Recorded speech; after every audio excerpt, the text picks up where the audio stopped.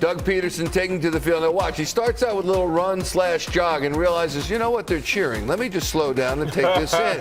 They're giving me adulation. Yes, they are, coach, as he walks in to signs of thank you, Doug, and huge applause, if not a standing ovation. Says hello to Jeffrey Lurie. I shouldn't have fired you. I told you that when I fired you. I shouldn't have fired you. But guess what? That's the deal, and Doug is the head coach of the Jacksonville Jaguars, a team that came in at 2-1 and looked pretty good doing so. Post-game, still has smiles. A big hug for Dallas Goedert as the teams leave the field, looking for Lane Johnson as well. A nice hug for him. They all played for Doug Pederson, and they have still affection for him. There's Jalen Hurts. I don't know if in that case what the situation is, but certainly Jalen loves Doug. Okay, there you have it. A warm embrace and smiles all around. Drafted him. And indeed he did. Gave him a chance. Gave him a chance. Hug for Robinson. And Jalen talked Brandon this week Graham. about how big it was for him to have a former quarterback as his first coach. It was a great way to get started for him. And he had Marty Mornhinweg, who basically lived with him for a year in 2020, which is a huge advantage. That was a COVID year. And if you didn't have a Doug Pederson and a Marty Mornhinweg who really spent that year with him, I don't think you would have seen the rapid development in Jalen Hurts that we've now seen. Yeah, you know, Doug was unbelievable here. Certainly, 5 years spent here. He was a quarterback beforehand. Did you think he would be as successful as he became here after his quarterbacking tenure with the Eagles? I did. You know, I've known Doug for 30 years, going back to 1992, 93, in that era there. I've seen him as a player. I've seen him as an assistant coach. We became pretty good friends when he became a head coach here in Philadelphia. And you know, the guy had all the training. He had all the training you could possibly want for the position. And what he does, like we see with Nick now, they relate to the players. He's going to be successful in Jacksonville. That team is talented. They didn't play great today, but they're 2 years away from being a contending team in the AFC, and Doug's going to be the reason why. Yeah, and I think that's an important distinction because no one does anything unto themselves. And Doug had Frank Reich here. Yep. Doug had Jim Schwartz, who was a veteran defensive coordinator. Thank God they won the Super Bowl, though. Otherwise, we would have been pointing to Jim Schwartz. So, you know, you have help, and you also have the chemistry of the team. Yeah. Now he starts it all. He picks the coaches. This is his deal, isn't it, Barrett? Well, yeah. You know, you're talking about Nick Sirianni has the autonomy to go out there, and if he doesn't like a guy, he's not going to bring him in. He likes a guy, he can bring him in. They didn't give Doug that opportunity. And remember, that was the major reason why Doug wanted to leave, is because he wanted to have some say-so. He had just won the Super Bowl. Why can he not go out there and pick his own coaches? And then you beat a team in Green Bay, running the ball in Green Bay, and you get chastised because you ran the ball. Why did you pass the ball? It ran its course. I think everyone realizes that Doug's time here had to come to an end because he was burned out. I think he knew that. They needed a new voice. He had great success here, 3 straight playoff seasons. And you don't see a lot of teams make the playoffs 2 years after winning a Super Bowl, but it was time. Yeah. The Eagles needed a new voice. Doug needed that year off. I think it was for the best for both of them. I would agree with Rube on that. And I played for coaches in the Hall of Fame, and it's not Dick Vermeil. It's Sid Gilman, who's been coaching just about everywhere in his tenure as a coach. And he would always tell me, Ron, you know, after 5 years, guys are tired of hearing the same old voice, the same old speeches, pregame, postgame. They bring people in. He goes, it's time for coaches to move on after 5 years.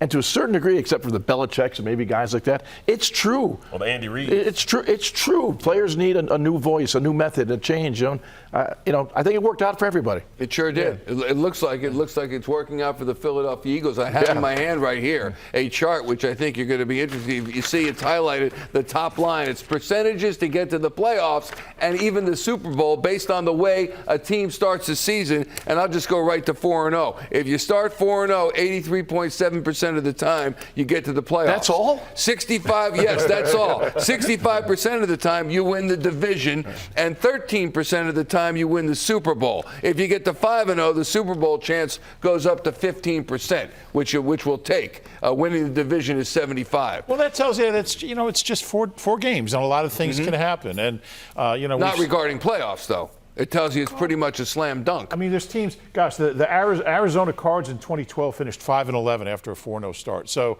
I mean, that's why you're here. It's exciting. It's great, but you do have to put the brakes on it. Some levity there. You have to put the brakes on it right in the neck. This win guarantees only one thing: the worst we could be is 4-13.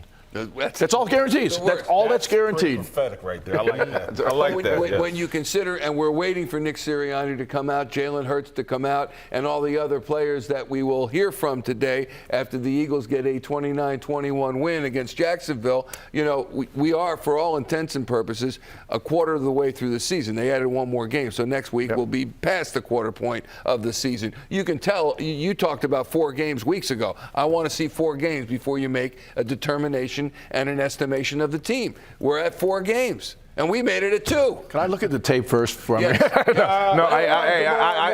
This is simple. This team is ascending.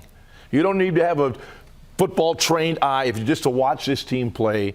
The chemistry they have, the way they play the game, they don't blink when things go wrong. They understand it's part of the process. Mistakes are going to be made. Just cover the play for your partner, play for your teammate, make a mistake. Be there to back them up. The depth on the team is starting to show. I'm a little concerned about the number of injuries today. I don't know how serious they are, but clearly this 4-0 team is a legitimate Super Bowl contender.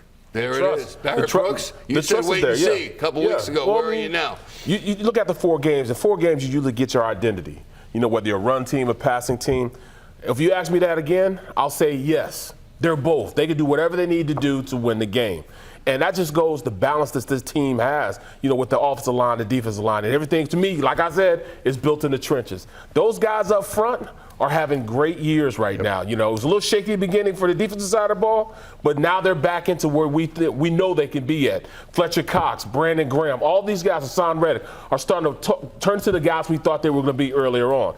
Then the offensive line, these guys are starting to block whatever you want to run, they're able to run it. So at this point, I'm going to say yes. This team is ascending. This team is at a point now where there's going to be, they're going to have the bullseye on them. The bullseye is on their chest because they are the dominant NFC team right now. Not NFC East, but NFC team right now. Here's what I want. Yeah, go ahead. I wanted to know, at what point in the offseason or training camp did you think they could have something here? Well, I don't know what it is yet, but it could be something special. Well, when you start seeing A.J. Brown and Hassan Reddick show up at your door and James Bradbury. So you thought that then when they made those? You knew they were going to be good. You knew they were going to be improved. Draft day, yeah. Yeah, I mean, they draft, have a good draft.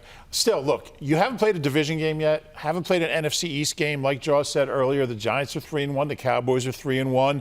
So you got a 1-game lead. You haven't played them yet.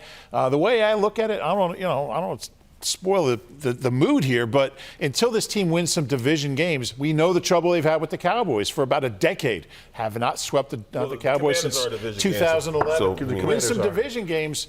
That's the lifeblood of getting to the playoffs and having a high seed. So win the next few division games. Once they start, I'll be impressed. I watched the Giants and the Cowboys play against each other, and I thought, the Eagles got it all over these teams. It looked that way. They're a better team, but they got to take care of business in those games. Yeah. All right. We're waiting for Nick Sirianni. We're waiting for Jalen Hurts, but guess who we're not waiting for? The former coach of the Philadelphia Eagles. Here he is on his return, and a tough loss for his Jaguars.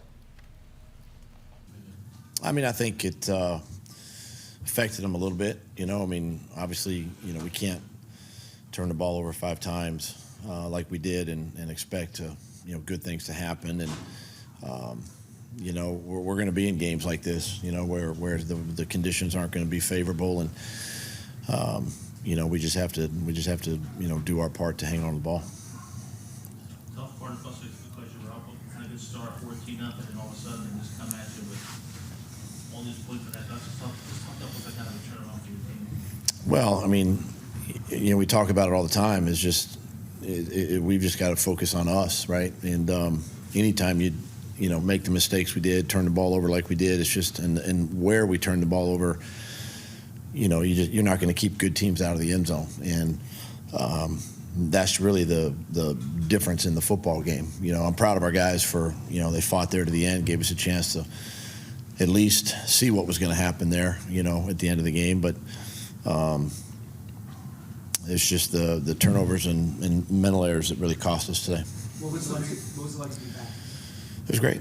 Yeah, it was great. It was a great crowd, great welcome. But yeah, it was good. Was there anybody out there you didn't get a chance to talk to, Doug? You were out there a long time before the game, Yeah, I wasn't. I mean, this is my normal routine, just seeing guys, but.